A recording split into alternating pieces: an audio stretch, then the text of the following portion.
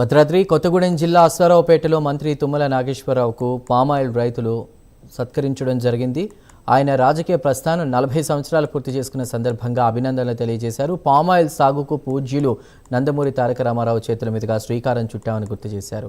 అకాల వర్షాలతో ధాన్యం, మొక్కజొన్న రైతులు ఇబ్బందులు పడుతున్న నేపథ్యంలో రైతులు పామాయిల్ సాగు వైపు మొగ్గు చూపాలని సూచించారు. కేంద్ర ప్రభుత్వ విధానాల వల్ల తెలంగాణ రైతాంగం ఇబ్బందులు పడుతోందని విమర్శించారు.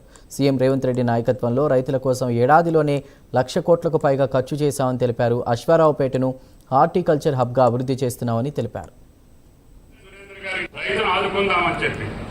అదేవిధంగా మొక్కజొన్నలు కాకుండా జొన్నలు ఆదిలాబాద్, నిజామాబాద్ జిల్లాలు ఇప్పుడే సురేంద్ర గారికి చెప్తే కలెక్టర్ అని చెప్పి వాటిని కూడా కొనమని చెప్తున్నాం.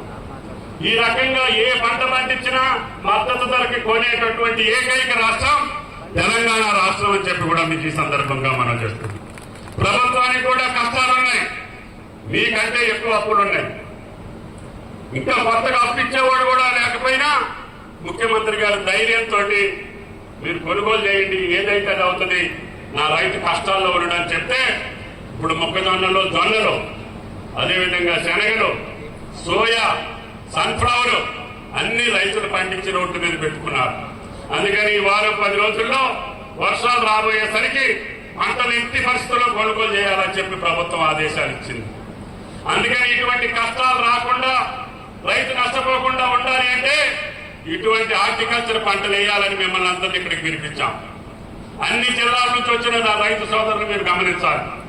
10-15 సంవత్సరాల క్రితం నా ప్రాంతం ఏంటి, 20 సంవత్సరాల క్రితం నేను, ఆనపాటి ప్రసాద్ గారు, మా రైతులందరూ కూడా 40 ఏళ్ల క్రితమే ఈ పంట వేసాం. పక్క ఆంధ్రాలో చూసి ఎన్టీ రామారావు గారు పెట్టిన మొక్క గెలలు వచ్చిన తర్వాత ఆ యొక్క రేటు చూసుకొని అప్పుడు 3,000 ఉండేది టన్ను. అయినా సరే ధైర్యంగా వేసాం. ఈనాడు 23,501 రూపాయలు.